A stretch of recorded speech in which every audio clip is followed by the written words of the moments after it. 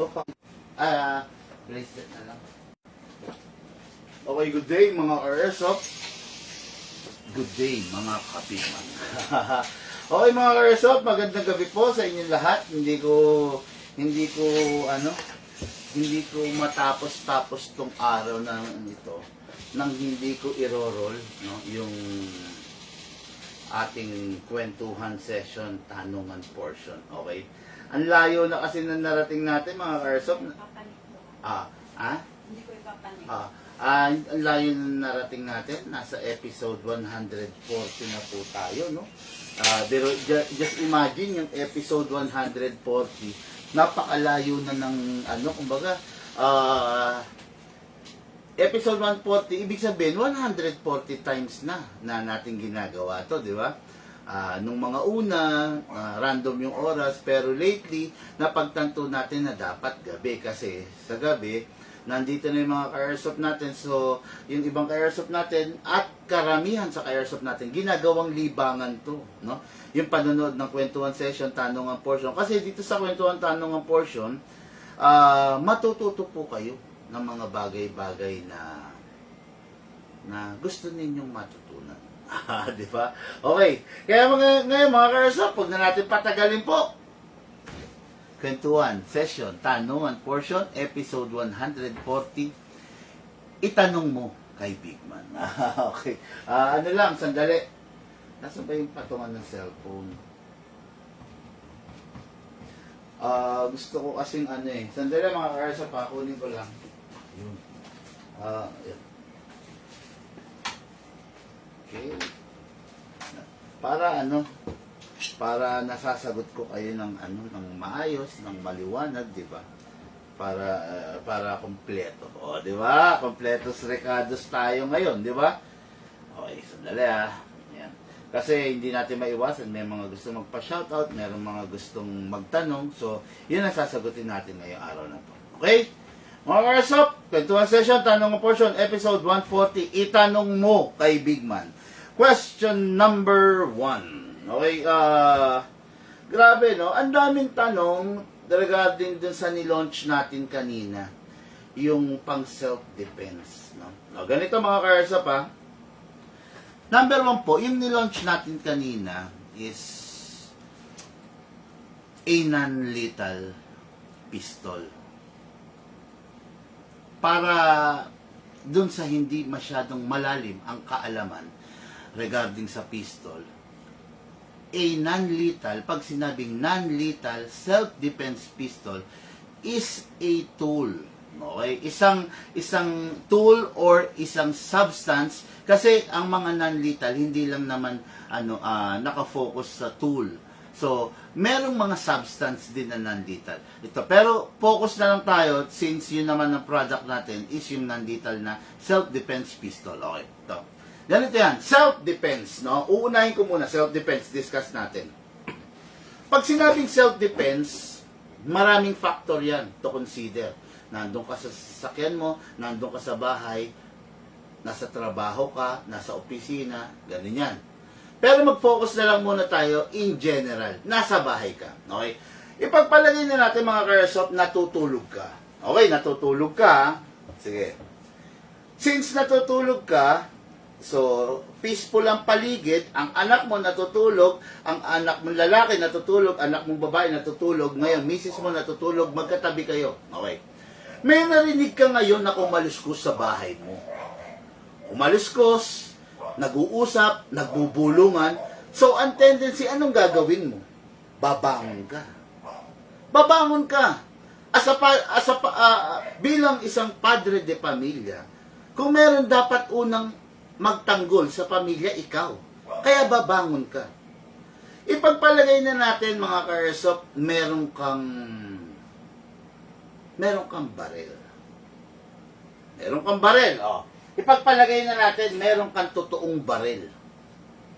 Nakita mo, yung magnanakaw is papunta na doon sa kwarto ng anak mo. Di ba? Ng anak mong babae. Yung nanloob sa bahay niya, wag natin muna sabihin magnanakaw. Wag muna tayo mag-assume, no? Yung nanloob sa bahay mo yung pumasok sa bahay mo, papunta sa kwarto ng anak mong babae. Anong papasok sa utak mo?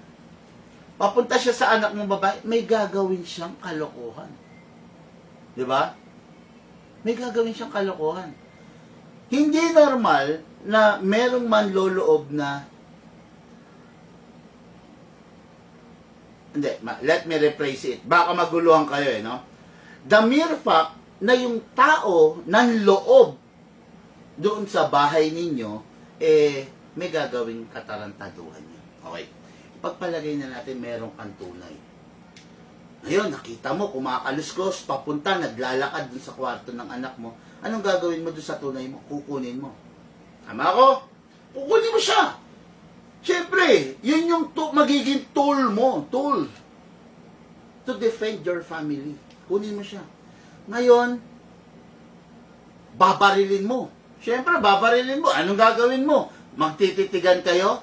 Siyempre, hanggat may pagkakataon ka, since trespassing na siya, since pumasok siya sa bahay mo, babarilin mo. Pa! Babarilin mo ngayon. Nabaril mo ngayon. Mapatay mo man siya or hindi, ang importante, nabaril mo. Tama ko? Nabaril mo siya. Ngayon, ang tanong, nabaril mo, ano ngayon ang susunod na mangyayari? Ang susunod na mangyayari, may darating na polis, since merong barilan, may namatay or may sugatan, may dadamputin. Ang dadamputin, yung magnanakaw at ikaw na namaril. Tama ako. Diba? Kung merong mali sa sinasabi ko, hindian ninyo ha. Ang dadamputin, dahil merong nangyaring krimen, yung taong nanloob at saka ikaw na taong namaril sa nanloob. Namatay man siya or hindi, dadamputin ka. Tama ako? Mga kausap, kung mali ako ha, kung mali sinasabi ko, kung pwede, tama nyo ako, no? Pero base sa pagkakaalam ko, dadamputin ka rin. Diba? Dinamput ka. Anong mangyayari sa'yo? Ipagpalagay na natin walang areglohan na nangyari. Kung may areglohan, swerte mo. Na ikaw na namaril, swerte mo. Ipagpalagay na natin wala. Ipagpalagay natin napatay mo yung magnanakaw. Walang areglohan na nangyari. Ano mangyayari sa'yo? Ikaw na nilooban, nakakulong ka. Himas rehas ka. Okay? Bakit? Hindi kasi ang polis, ang barangay, ang witness, ang misis mo, ang anak mo, ang magdedetermina kung self-defense nga ba ang ginawa mo or hindi. Ang swerte mo kung yung baril mo is may papel. Paano kung walang papel? Diba? Ganito yan. Sige, kulong ka. Kulong ka.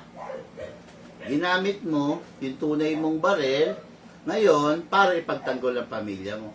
Kulong ka. Sad to say, yun ang batas sa atin dito sa Pilipinas. Okay? Sad to say, ang batas dito sa Pilipinas, matagal umusad. Kulong ka. Tulad nga na sabi ko sa vlog ko kanina, 2 taon, 2 buwan, 3 buwan, irarapol pa lang yan. Irarapol, doon malalaman kung saan judge mapupunta, kung saan korte mapupunta yung kaso mo. Kung sino nga hawak. Okay, di nakakulong ka. 2, 3 buwan. Okay, magsisimula na yan, dire-diretso na yan. PI, preliminary investigation, etc., etc., hanggang sa unang hearing. Kailan magaganap ang unang hearing? Unang 8 buwan? Unang 10 buwan? Malas-malas ka. 1 taon bago mag-hearing. Di hearing na. May unang hearing, pangalawa, pangatlo, nagsumiti ng ebidensya, nagsumiti ng counter, nagsumiti ng... Naku po! Sabi ko sa'yo, Baka 3 taon na. 3 taon na yung kaso, yung hearing, baka hindi pa kayo kumakalahati. Nakakulong ka 3 taon. Okay? Ngayon, kung sinuwerte ka, pagdating ng pang-4, pang-5, hindi na umattend yung kalaban mo. Di ba, basura yung kaso? Kung sinuwerte ka. Kung seswertehin ka. Kung hindi. Kung lalaban. Nakakulong ka 5 taon. Di ba? Nakakulong ka. Ipagpalagay na natin, sa 5 taon, sinuwerte ka. Napatunayan ng korting ito na si Diosdado ay pinapawalang sala dahil pinagtanggol niya lang ang kanyang sarili, ang kanyang may bahay, ang kanyang mga anak. Swerte ka.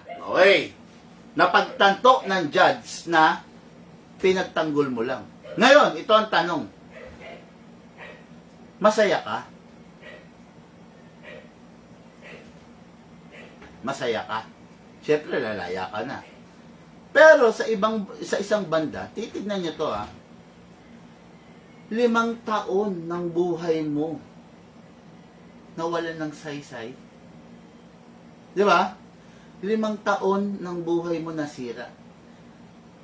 Dahil lang sa pagtatanggol mo sa pamilya mo. Dahil lang sa pagtatanggol mo doon sa anak mo, dahil nilooban kayo na ginamit mo yung tunay mong baril para ipagtanggol yung pamilya mo. Tama ako, mali? Diba? Ngayon, yung non-lethal, sabi ko nga sa inyo, is a tool na ginawa to incapacitate. Basta tatandaan nyo to, yung word na incapacitate. Mawalan ng kapasidad yung taong nanloob sa inyo na gawin yung crime na gagawin niya. Ipagpalagay na natin, hindi niya re-rapin yung anak mo, pero nanakawan niya kayo. Diba? Nanakawan niya. Kasi, ano ba ginagawa ng mga taong nanloloob? Nanonood ba siya ng TV? Nagluluto ba siya? Hindi. It's either papatayin niya kayo, re-raping niya yung mga babae doon sa bahay mo, or nanakawan kayo. Yan lang naman eh. Yan lang naman, 3 na yan eh. Meron ba taong nanloob na nakitulog lang? Wala. Meron ba taong nanloob na nakikain lang? Wala. Meron ba tao na nanloob na nakiligo? Wala. Ang taong nanloloob, meron lang 3 dahilan. Papatayin niya kayo, nanakawan niya kayo, o re-raping niya yung mga babae doon sa bahay mo. Malas-malas mo, lahat yan ginawa niya. Di ba? Kaya, ikaw ngayon, pagtatanggol mo. Ngayon, ang non-lethal weapon, ang non-lethal self-defense na pistol, is ginawa siya to incapacitate the person. Okay. Ngayon, para hindi siya para mapigilan siya dun sa ginagawa niya nang hindi mo siya pinapatay. Okay? Nang hindi mo siya binabaril ng tunay. Incapacitate, sabi nga. Di ba? Ginawa yan para mapigilan mo yung ginagawa niyang kagaguhan. Ngayon, non-lethal. Incapacitate the person without severe injury or death. Yan. Okay. Ngayon, sino normally yung nangangailangan ng unit na non-lethal? Pakita ko muna pala sa inyo yung non-lethal. Okay?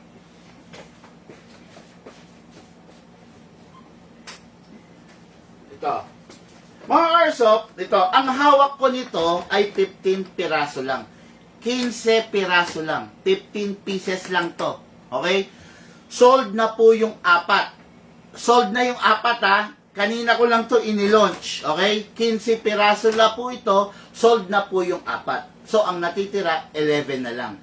Bukas, okay, wala sa akin cellphone. Bukas may magpapashipping ng isa. taga Cebu, Toledo. Ayan. Abangan nyo yan.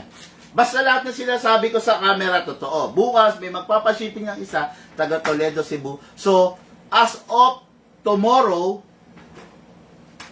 10 piraso na lang out of 15. Okay. This is the unit. Okay? Ngayon, this is the non-lethal pistol na sinasabi ko. This is the unit. Kung mapapansin niyo, para siyang 2011. Okay? Mabigat siya, solid siya. Okay? Napakalupit niya. Kung hindi niyo nakita kung paano paggamit ito at saka kung gaano siya kalakas, kanina ipinakita ko. Okay? Dahil meron dalawa na nagpa-ship na bumili sa atin ito na for shipping.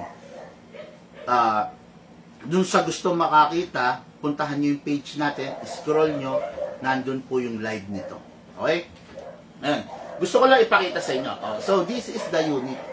Powered by a CO2. At saka, ang bala niya is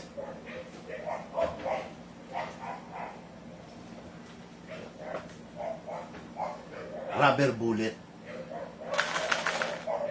Okay? Rubber bullet. Yan ang bala niya, ha? Rubber. Okay? Ngayon, ganito siya kalaki. Kung hindi ako nagkakamali, hindi ako masyadong maano sa sukat-sukat, this is a 9mm rubber bullet. Okay? 9mm. Ang bibis na ginagamit natin is a 6mm ceramic bullet. Ceramic bibis. Okay? This is a 9mm. Pakita natin difference. Okay, ayan. This is a 9mm and this is a 6mm. Oh, ayan. Ayan ha, yan ang pinagkaiba nila. Okay? Para lang alam ninyo. Okay, ayan na. So, this unit, normally, ito, ginagamit ito sa ibang bansa. Dito sa atin, meron na rin mangilan-ngilan na gumagamit. Pero dito sa atin, madalang pa rin talaga. Ito, normally, ang gumagamit ito, Amerika, Canada, to take down the criminals. Di ba? Ito, ginagamit din to, may gumagamit na rin ito sa PNP during protest. Pag may mga nagpo-protesta, pag may mga nagrarally, pag may mga nanggugulo sa Malacanang, ginagamit nila pepper spray, tear gas, etc. Rubber bullet. Okay? Non-lethal rifle, non-lethal pistol. Ayan. Okay. This is a non-lethal, sabi ko nga sa inyo, non-lethal pistol is a tool used to incapacitate the person. Okay? Pag ang tao, ang pulis, gumamit ng taser, ano ba yung taser? Meron ba tayong sample? Pakitaan ko kayo, ha?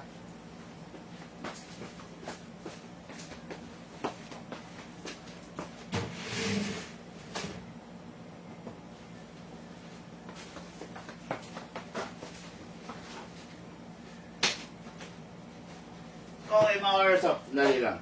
This is an example of a taser. Yun. Ayan, di ba? Yan. Bakit gumagamit yung mga pulis nito? Merong taser pistol eh. Pero ito is a flashlight taser. Ayan o. Bakit gumagamit? Pucha, lobat. Bakit gumagamit ang pulis nito? Gumagamit sila nito para to incapacitate yung mga nanggugulo. Ayan. O, di ba? Pucha, pag kita ha? 70,000 volts. Mayayanig ka talaga. Dali nga, delikado to eh. Pucha, baka mahawakan ko eh. Makikita nyo ako, mayayanig ako. Dali nga, alisin ko lang ha. So, gumagamit sila niyan. Ganon din ang silbi nito. Non-lethal to incapacitate the person. Okay? Ngayon, to. Ang gumagamit nito mga kapulisan, ang gumagamit nito is yung kailangan ng self-defense. Okay. Normally, yung dalawang nauna na bumili sa atin nito kaninang umaga at saka yung nagpa-ship kanina is yung pinakahuli ay ang isa siyang seaman from Oton, Iloilo.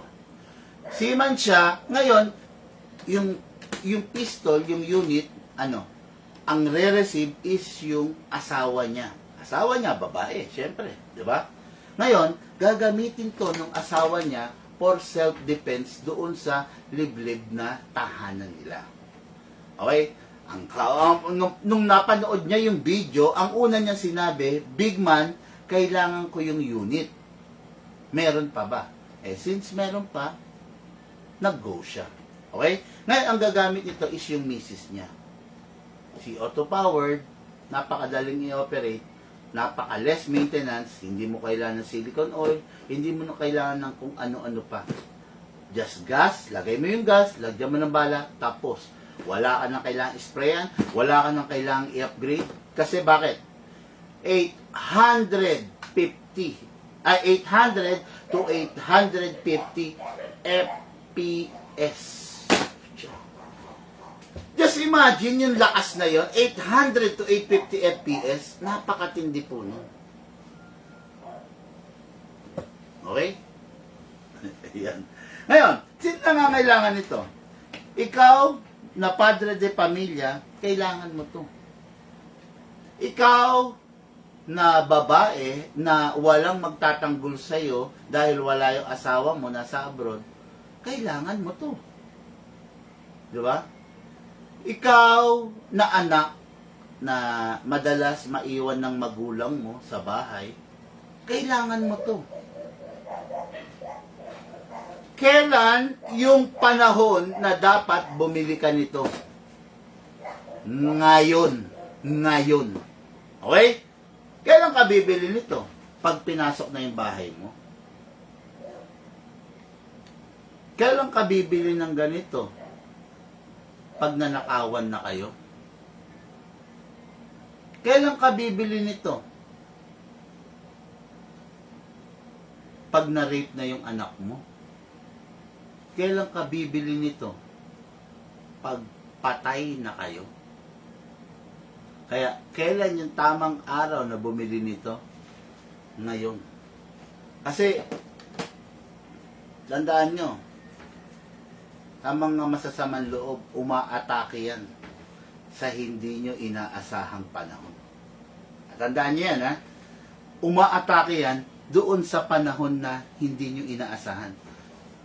Sa tingin nyo, aatake ba yan kung sa tingin niya handa kayo? Hindi. Di ba? Hindi aatake yan. Okay? Yun. Kaya yun. Putya, ang haba nung intro natin. Okay, ito, may next question na rito. Okay. Big man, pwede ba itong gamitin? Pwede raw ba itong gamitin as your daily pistol? Ang tanong, hindi. This is a non-lethal pistol. Okay? Unang-una, mahal yung gas niya kasi CO2.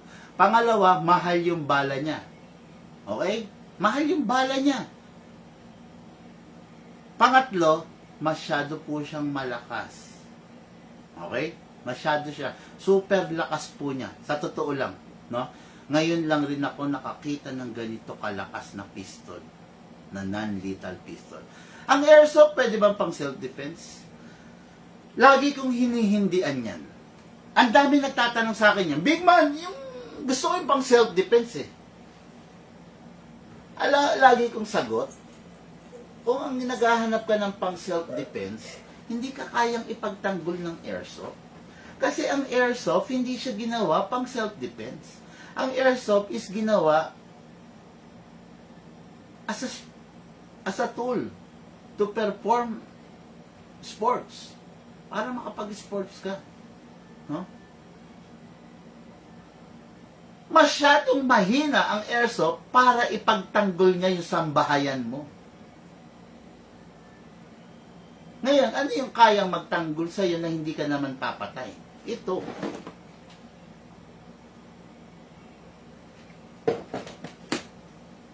Okay? Ngayon, yung tanong, pwede ba yan as gawing daily pistol? Unang-una, hindi ko recommended. Pero pwede naman. Kaya lang, hindi ko recommended. Unang-una, bakit? Mga ka-airsoft, high maintenance siya. Kasi, gagamitin mo siya sa tamang pagkakataon. Di ba? Gagamitin mo siya para ipagtanggol yung pamilya mo. Yung sarili mo sa oras ng kagipitan. Ngayon, kung gusto mo ng daily pistol, huwag yung non-lethal pistol. Gumamit ka ng airsoft. Kasi ang airsoft, design talaga to para makapag-alis ng stress, para sumaya ka, para makalimutan mo panandalian yung pagmumura sa'yo ng boss mo, no? Para makalimot ka ng panandalian. Ito, dinesign to, since sabi ko sa inyo, non-lethal siya, dinesign as a self-defense tool. Okay? Kaya hindi mo siya pwedeng gamitin na daily pistol kasi hindi siya designed for that. Masyado siyang malakas. Mga airsoft, no? Masyado siyang malakas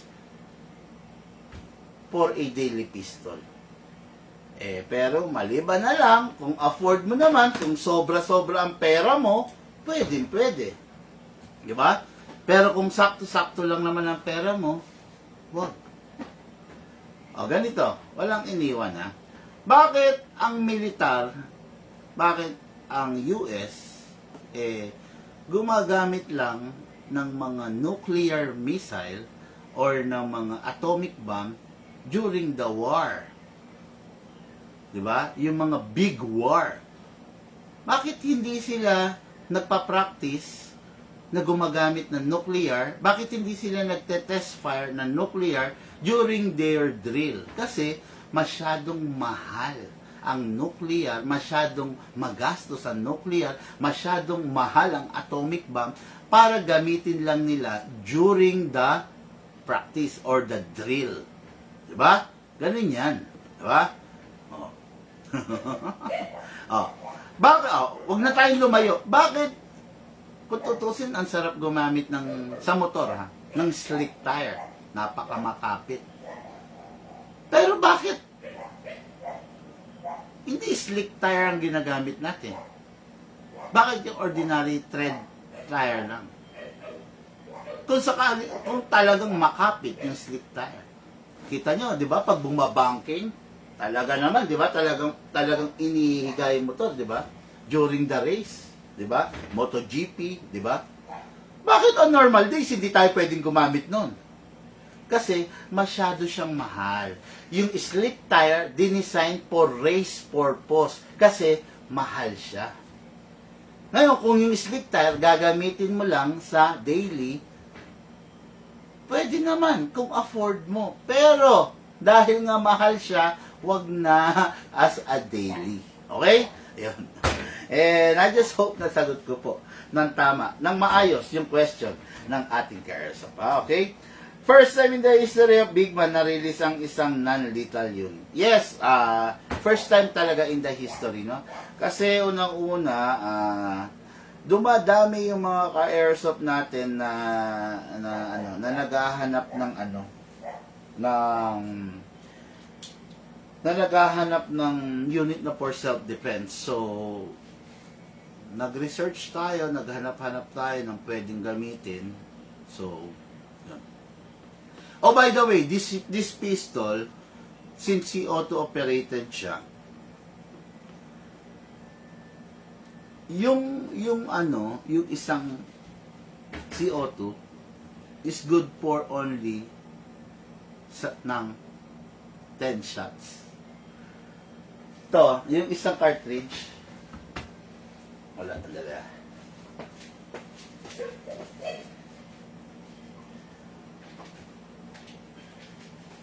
Ito mga karsa po, yung isang cartridge ng ganito, ito. Yung isang cartridge is good only for 10 shots.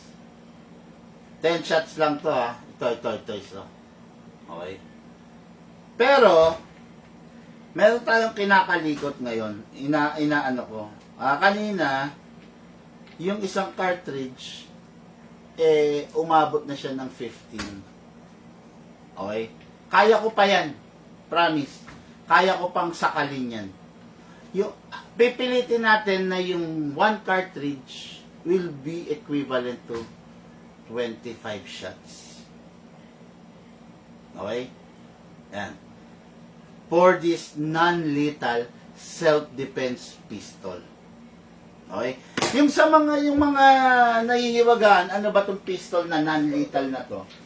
Panoorin nyo yung live natin kanina. Yung huling 2 live natin. Scroll up nyo lang yung mga video sa page natin. Makikita nyo kung gaano katindi, kung gaano kalakas to. Okay? Wala, talaga naman. Kahit ako napabilib, no? Kahit ako napabilib. Kaya niyang bumasag ng windshield, kaya niyang bumasag ng headlight.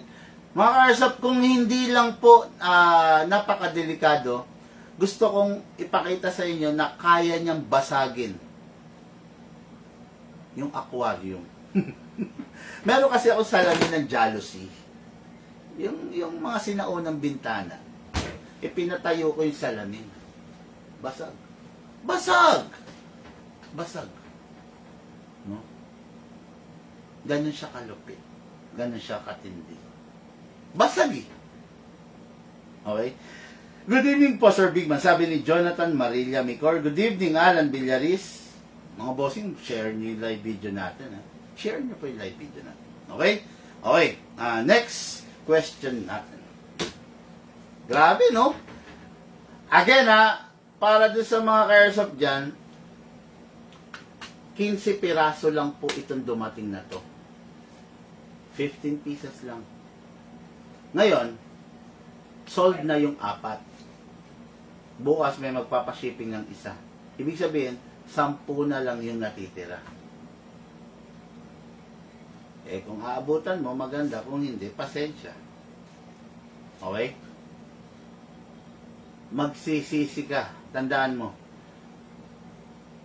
Pag ito, hindi ka bumili at may nangyari sa inyo na kinailangan mo to, magsisisi ka. When is the right time na bumili nito? Ngayon.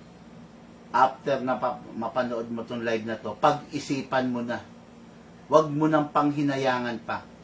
Baka mas malaki pa yung mawala sa'yo. Parang ganito yan. Kailan ka mag-helmet? Pag mag-long ride ka? Tama. Di ba? Pero maraming namamatay dahil hindi nag-helmet dahil bumili lang sa palengke. Tama ko? Kung mali ako, sabihin nyo maraming taong namamatay, inutusan lang ng asawa, inutusan lang ng nanay, bumili ng 1 kilong manok sa palengke, namatay. Yung palengke, ilang kilometro lang mula sa bahay nila, namatay. Kasi hindi nag-helmet. Kailan ka mag-helmet? During the long ride ba? Pag ba 3, 2, 1 kanto lang ang pagitan, dapat ba huwag ka mag-helmet? Karamihan sa namamatay, yung nagmotor ng dyan lang. Hindian ninyo yung sinasabi ko kung sa tingin nyo mali ako. Di ba?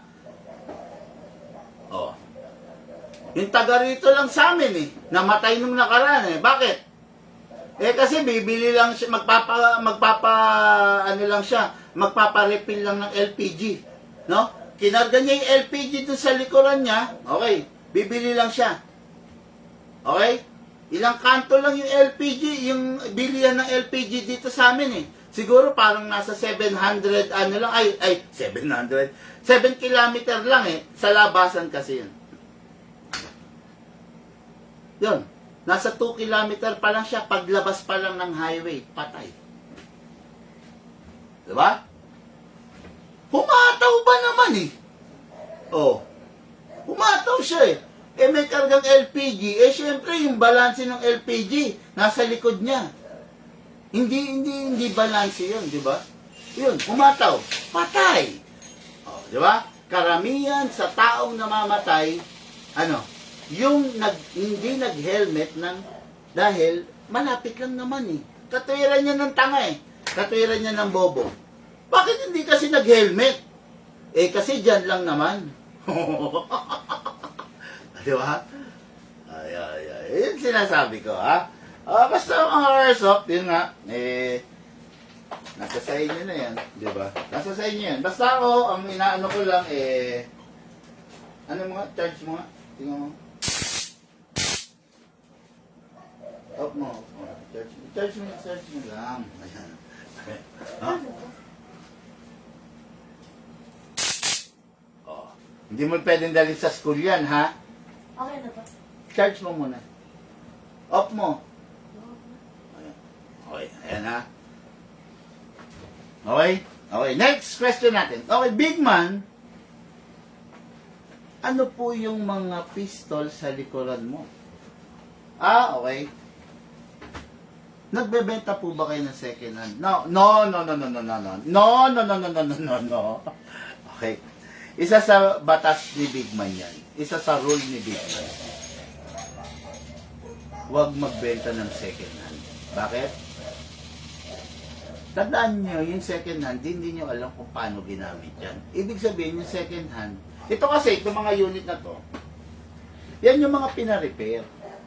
Pina-repair na hindi na nila kayang tubusin. Yung pina-repair na halos 1 taon na, hindi pa nila kinukuha. So, yung mga unit na yon, dati pinapasubasta ko. Okay? Kaya lang, nagkakataon na, since most of the, ito, katulad nito, karamihan dito sa pina-repair, hindi naman sa amin binili. Pina-repair lang kung ano yung nasira. Ibig sabihin, kaya siya nasira, hindi na ingatan. Tapos pina-repair sa amin. Okay. Tapos pinapasubasta ko. Ang nangyayari, ang bilis na sisira. Tapos, babalik sa akin, magkiklaim ng warranty. Di ba lifetime warranty ka? Hello? Unang-una, yung unit, hindi mo brand new binili sa akin. Second hand. Pangalawa, yung unit, hindi sa akin nanggaling. Sa iba nanggaling. Kung sa akin nanggaling yung unit, malamang sa malamang, yung taong gumamit nun, naingatan niya yun. Kasi ginaguide ko. Pero dahil sa iba, binili yung unit, yung binilan niya, wala rin alam. Hindi rin alam kung paano yung tamang pag-iingat sa unit. Damay-damay na sila. Tapos, sa akin pina-repair. Magkiklaim ka ng warranty, hindi naman sa akin yung unit. Diba? Yun lang yun. Diba? Kaya hindi ko na binebenta. At hindi ako nagbebenta ng second hand basta-basta. No? Marami nagpapabenta. Big man, pakialok naman to. Naku po, pasko ako dyan. Ayaw ko maipit sa dalawang posting ng batong nag-uuntugan. Ayaw ko yun. No? Ngayon, ang payo ko lang dun sa mga gustong bumili ng second hand, wag. Masisira ang buhay mo. Sabi nga ni Pangulong Duterte, no? Wag. Stephen Andrew, sabi niya, 2 potential educational, sir. 1, necessary po ba mag-apply ng drop of silicone oil sa tip ng CO2? Paano po ba nag-activate or na-puncture na si CO2 sa loob ng tool? Uubusin mo na. Okay. Bakit? Ito, maliwanag na sagot to, bossing, ha? Okay. Sagutin mo muna ako, ha? Ito, maganda to. Hindi to debate, ha? Hindi rin to pagalingan. Tinanong mo kasi ako, may sagot ako dyan. Actually, nandito na. Meron lang akong isang tanong muna sa'yo, bossing. Sino ang nagsabi na dapat isprayan ng silicone oil ang tip? Sabi mo, ang oil dyan sa tip ng CO2. Tip. Ibig sabihin, dali, kunin ko, ha.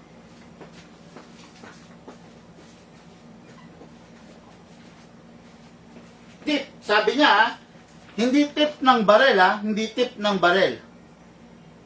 Hindi tip ng barel. Ang sabi niya, tip ng CO2. So, I will assume tip ng CO2 dito sa ibabaw. Ito, tip. Sabi niya, sa tip. So, I will assume dito, Pero, tanungin muna kita. Sino ang nagsabi sa'yo na dapat? Okay. Yan. Nakakabilib yun.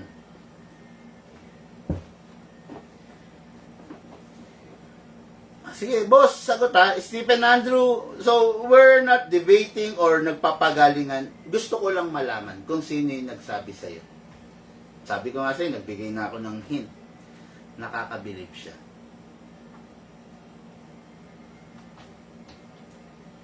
Go! Go! Go, bossing. Please answer me. Yung pag sinagot mo ako times 10 yung sensible na i-reply ko sa'yo. Ganito yung mga gusto kong moment. Yung may tanong sensible. Yung may sense. Di ba? Kasi bakit? Itong nagtanong na to, yung ibang makakanood, makakarinig, matututo dun sa tanong nito ni Sir Stephen Andrew. No? Bossing, tanong ko lang, sino ang nagsabi sa'yo na dapat isprayan yung tip ng CO2? Good evening, Boss Big Man. Now lang naka-hop in. Sabi ni Jose Reynaldo Cube. Now lang daw naka-hop in. Sir Jose Reynaldo, yung mga orders mo, naka-pack na, kaya lang. Na-pick up ng courier. Lasing daw. Pucha, akong daw. Buisit. Yung mga for shipping nakapack na. Nako, hindi sumasagot si Sir Stephen Andrew. Sayang.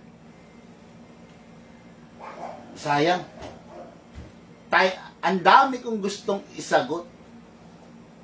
Pero sayang, sana, I just hope, umaasa ako sagutin mo yung tanong ko ha. Sino ang nagsabi sa'yo na dapat or mas magandang isprayan ng silicone oil ang tip? Yun. Just according lang po sa usual practice sa airgun unit, sir, madalas makita sa mga nagbebenta or baka kasi di na necessary para sa self-defense unit or baka gayahin yung ginagawa sa airgun. Okay, ganito. Sige, ganito ha. Actually, hindi niya sinagot eh. Pero, hindi naman tayo madamot sa information. Okay. Sabi niya, tip. I just hope, hindi naman siya kumontra, I just hope na tama ako ha. Okay. Tip. Okay. Ibabaw. Pag nag-spray ka ng silicone oil dun sa tip, there is no guard or there is no boundary dun sa paligid ng tip to hold the silicone oil.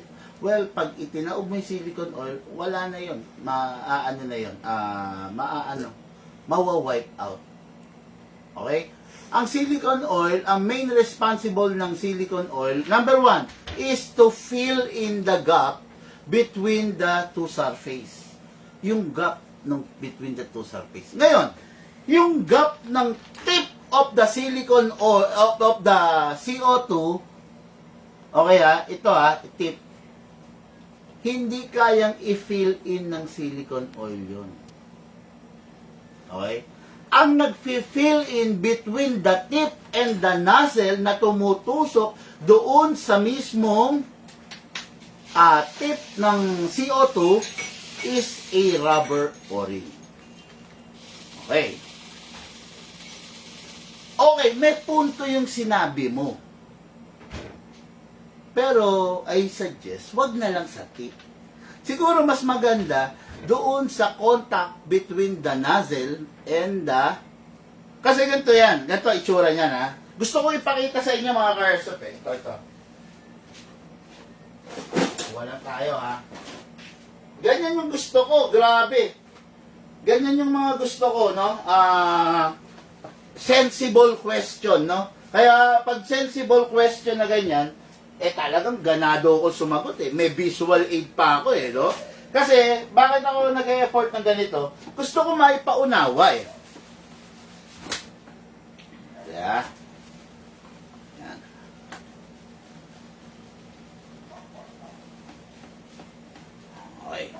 Pasensya na, hindi ako ganong magaling mag-drawing. Pagpasensyahan nyo na ako. Okay, so, ito for example, this is the CO2. Okay, yan. Okay. Okay. Okay. For example, this is the CO2, ha? Ito yung sinasabi niya. Ito yung sinasabi niya, yung tip. Ito, yung dulo. Let's say, i-sprayan natin yan ng oil. Ng silicone oil, okay? I-sprayan natin yan. So, nagkaroon ng silicone oil dito, okay? Nagkaroon ng silicone oil. Pag tinaob natin yan, baliwala na rin to. Mawawala yung silicone oil. Diba? Mawawala yung silicone oil. Kasi ang silicone oil, sa totoo lang, hindi pwedeng malapot eh. Mawawala rin. Okay? Ngayon, there is a nozzle na tumutusok dito para mabutas to. Para mabutas, di ba, yung CO2. Merong nozzle na tumutusok. Ganito itsura niya na.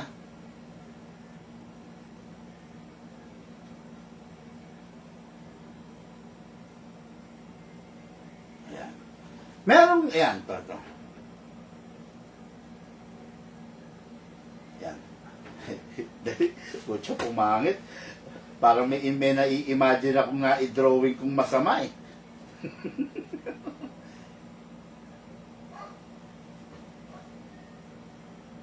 Okay. Merong, ayan na. Okay, mga karso pa. Itong nozzle na to,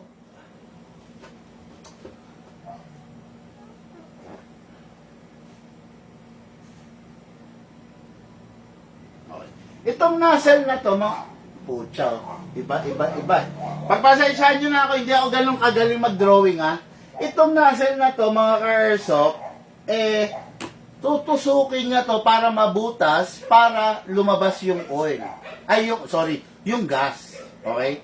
Ngayon, itong nozzle na to, kahit sprayan mo to, at saka ito, mawa-wipe out lang eh. Okay?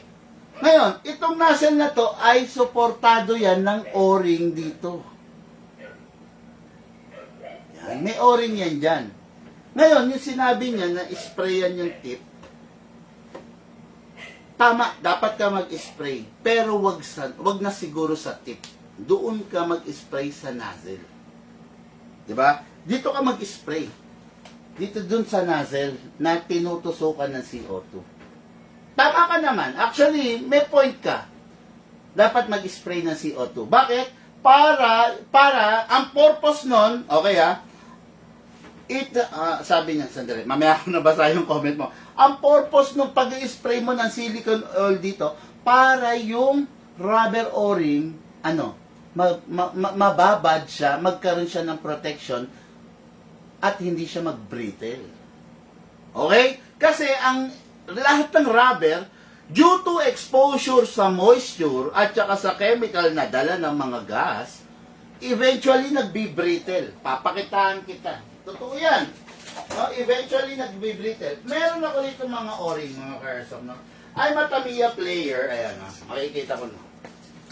Ayan. Tamiya player ako eh. So, gumagamit kami ng lots of different types of o-ring. Ayan, yellow. Okay, green, blue, then black, then red. Okay? Ngayon, kunin natin tong isang yellow na lang. Red pala. Para visible sa camera, ha? Kunin natin. Ayan, ha? O-ring yan, ha? O, kunin natin isang red. Ayan. O, mga Airsoft, this is a red o-ring. Ayan, ha? Red o-ring. Due to exposure sa moisture, at dahil itong o-ring na to, ang purpose nito is para yung Tamiya mini 4-wheel drive magkaroon ng balanse, hindi pwedeng may oil to. So, ibig sabihin, itong o-ring na to, hindi namin nilalagyan ng oil. Pero dahil hindi siya nilalagyan ng oil, this rubber o-ring, ano nangyari? Papakita ko sa inyo malapitan. This rubber o-ring, ayan, nandito tayo. Ayan, rubber o-ring yan, ha. O, tingnan nyo, ha. Tingnan nyo kung anong nangyari. O, naging brittle. Ayan, o, ayan, ha, o. O, ayan, ha, o. O, yun. O, diba? Kita nyo? lumutong. Okay, lumutong. Ayan, oh. Dahil sa exposure niya sa moisture na dala ng paligid at saka, ayan, oh, nalagas, oh. Ayan, oh. Oh. Naubos. Di ba? Naging brittle siya kasi hindi siya nilalagyan ng o-ring. Okay? So, I do suggest, tama si Sir Stephen Andrew. Sir, boss, thank you ha. Actually, ngayon lang kita nakita sa live ko. Hindi ko alam na meron akong viewers na gaya mo na may malawak na experience, na kaalaman. Napaka busog ng tanong mo. Kasi maraming matututo, no? Okay? Yung o-ring, kailangan siyang malubricate ng silicone oil to protect yung pagiging rubber niya. Okay? Yun. Yun. Okay. Tapos, isprayan, since nasa silicone oil issue na tayo isprayan yung mismong wala kasi akong nasa na ba yung board ko, no? Ayan, isprayan yung mismong tip dito na tinutusukan ng mismong CO2 cartridge. Sprayan, wisikan, yun located yun sa barrel. Parang siya, mga airsoft yun. Parang inlet valve ang itsura niya. Diba? Inlet valve, ito Yung inlet valve kasi natin, ito, yung green gas natin, butas na. Then, meron siyang mechanism rito para to prevent the air from coming out. So, butas na siya. So, just imagine, hindi to butas. Tapos, tutusukin niya yung inlet valve. Parang ganun. Alam ba, hindi to butas tutusukin niya. Ayan, ganyan niya. Kung ito, let's say kung ito hindi to butas, ganyan itsura niyan. Ngayon ito yung tip, ito yung mismong sinasabi ko na bubutas dito. Merong o-ring paligid diyan. Para pag ito sumuklob na, sealed siya. The silicone itself cannot fill in the gap between the two. Kaya may o-ring yan doon sa Tama si sir na dapat isprayan niyo ng o-ring. Pero yun lang. Okay? Other than that, doon sa unit, wala kang kailangang sprayan. It is because, unang-una, this is a non-lethal, hindi naman siya nagbo-blowback. Okay? Walang slide na gumagalaw. Wala ring hammer na pumapalo. Wala. Okay? Ang nagpapagana sa kanya is yung power ng CO2. Okay? Grabe. Putya. Napagod yung panga ko, bossing. Saka ka-explain. Parang na-drain yung utak ko. Sabi niya, sir, it has something to do with the o-ring sa puncture area or part. Baka daw mag-dry or manghina. Hindi ko gano'n magets, sa daming gumagawa. Wala po kasing exact na person, pasensya na. Sa daming gumagawa. Ganito, yun. Ngayon, ito, intindihin ko lang ito isang tanong, It has something to do with the o-ring sa puncture area or part. Baka daw mag-dry or manghina.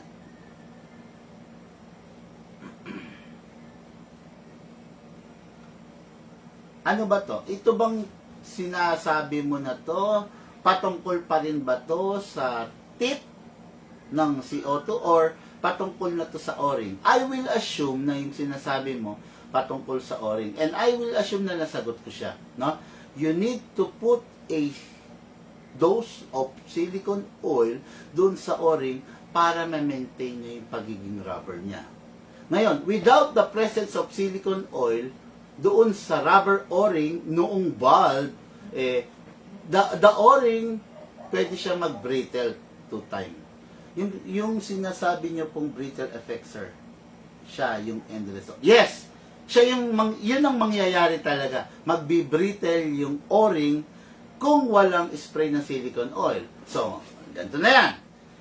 Nilagay na natin yung silicone oil. Okay? Silicone, sorry.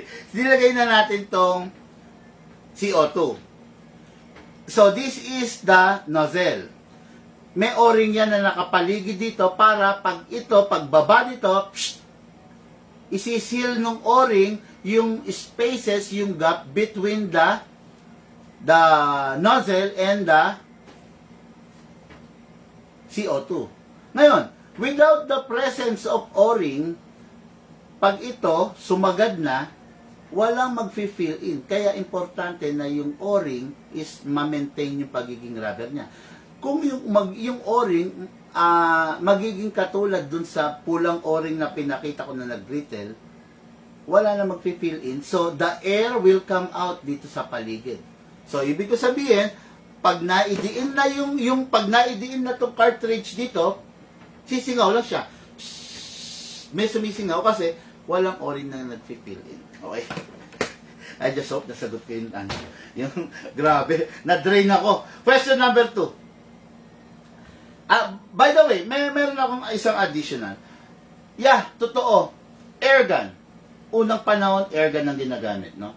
Medyo nawala, nabawasan ng dahan-dahan, kumonte, kasi nararamdaman nila yung airgun high maintenance. Why? Kasi during, way back that time, hindi naman uso ang silicone oil. Kailan lang nauso ang silicone oil actually, no? Kailan lang? Parang nung nagtatamiya ako, way back, kasi nagtamiya ako, year 1998, then stop, then 2005, then stop. Ganun eh. Pag magkaka-budget, magkakapera, maghahabi, ganun. Way back, may airgun din kami. Marami kaming airgun kasi pamilya namin mahilig talaga sa baril, mahilig sa... Kaya lang, during my time, hindi ko na siya ganun na-appreciate kasi nakikita ko yung father ko, yung mga kamag-anak ko, may sira yung airgun. Pinagawa ngayon, gumastos. After 1 week, sira ulit. Merong singaw, merong leak, nauubos yung gas na pinarefill nila. Sabi ko, ayaw ko mag-airgun. Way back kasi wala naman silicone oil. At way back, walang big man na nag-e-explain na yung rubber pala kailangan lagyan ng something to protect the rubber. Diba? O sige, may airgun ako, pinagawa ko ngayon, or binili kong bago, o ginamit ko na. So, yung rubber na-expose na sa chemical na dala ng gas. Di ba? So, itinabi ko muna. After 1 week or 1 month, gagamitin ko. Pagkabit ko kasi ang mga tank dati malalaki. Then, itinetread mo na ganon. Di ba? Then, on mo rito. So, maririnig mo, niload mo, sinara mo na yung valve, then sumisingaw.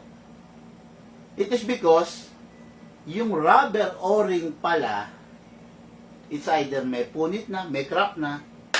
Diba? Way back, wala naman silicone oil nun. Pero ngayon, ibang usapan na kasi meron na silicone oil. Diba? Meron na tayong access sa silicone oil, which yung silicone oil can protect the unit. Okay, may o-ring din po ba yung non-lethal pistol, Sir Bigman? Lahat ng bagay na gumagamit ng gas, kailangan ng o-ring. Lahat halos ng bagay, kahit yung LPG, di ba? Kahit yung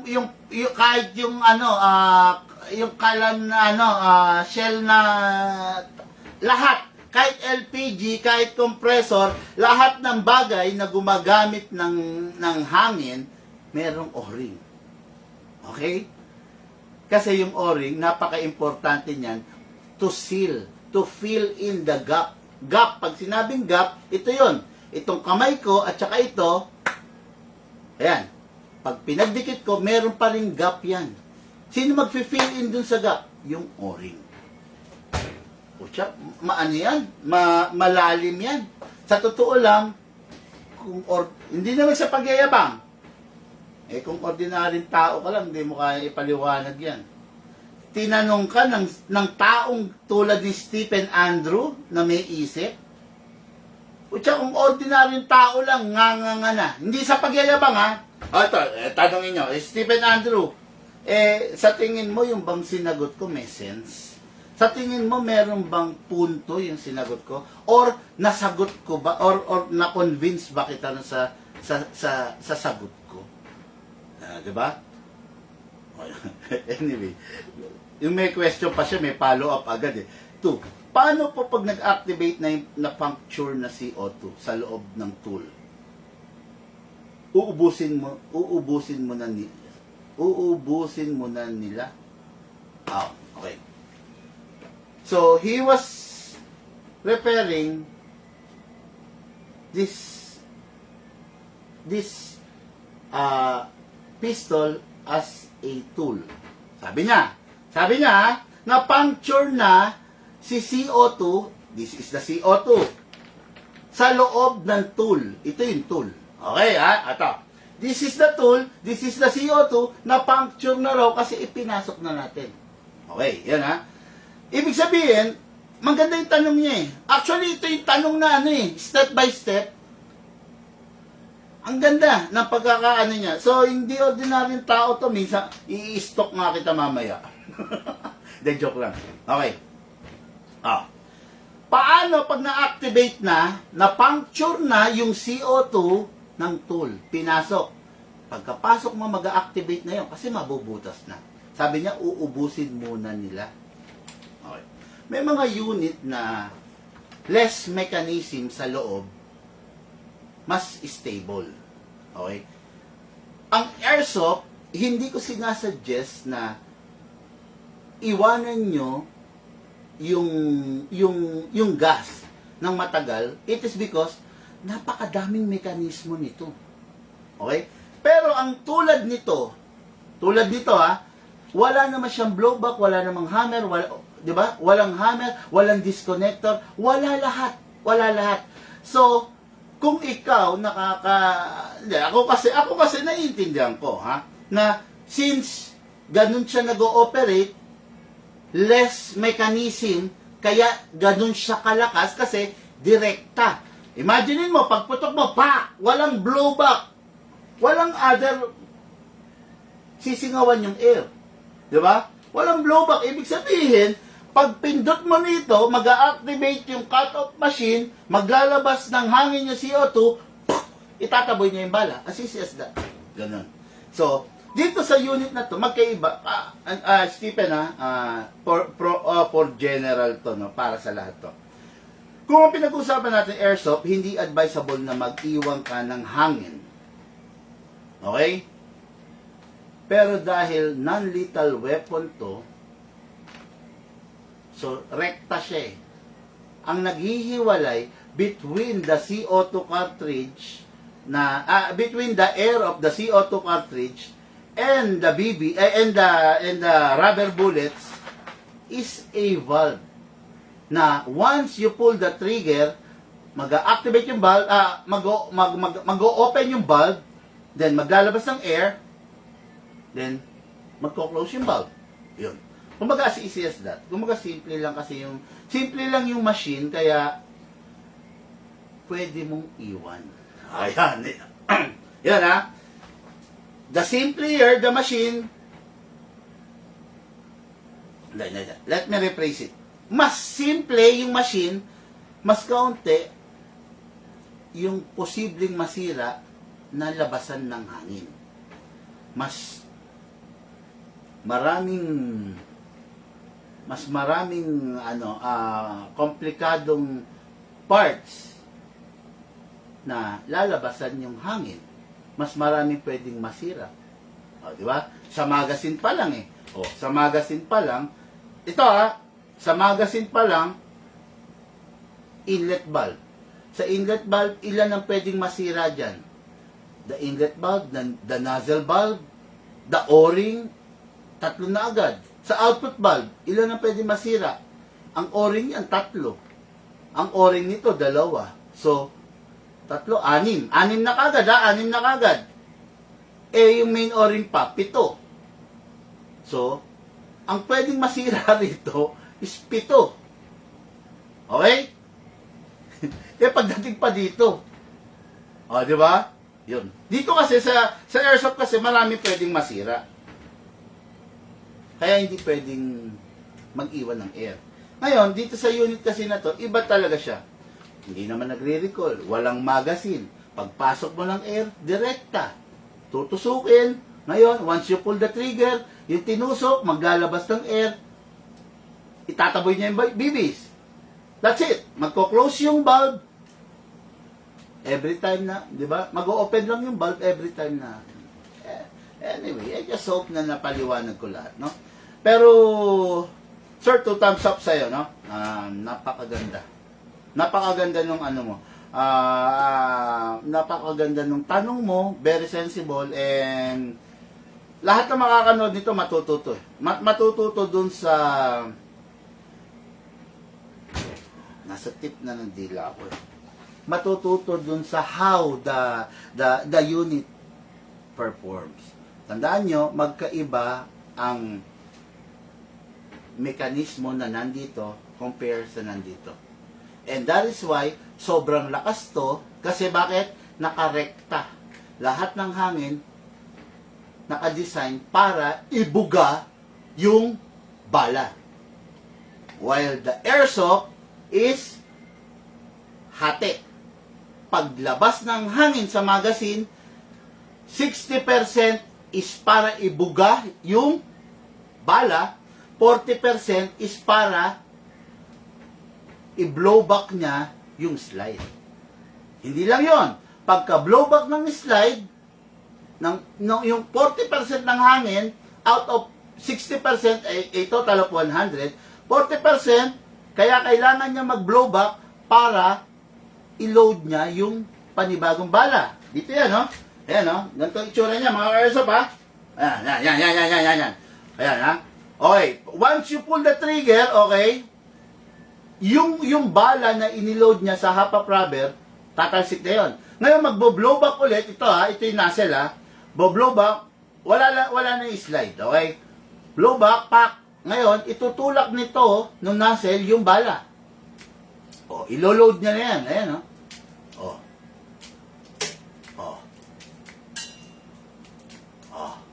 Ayan.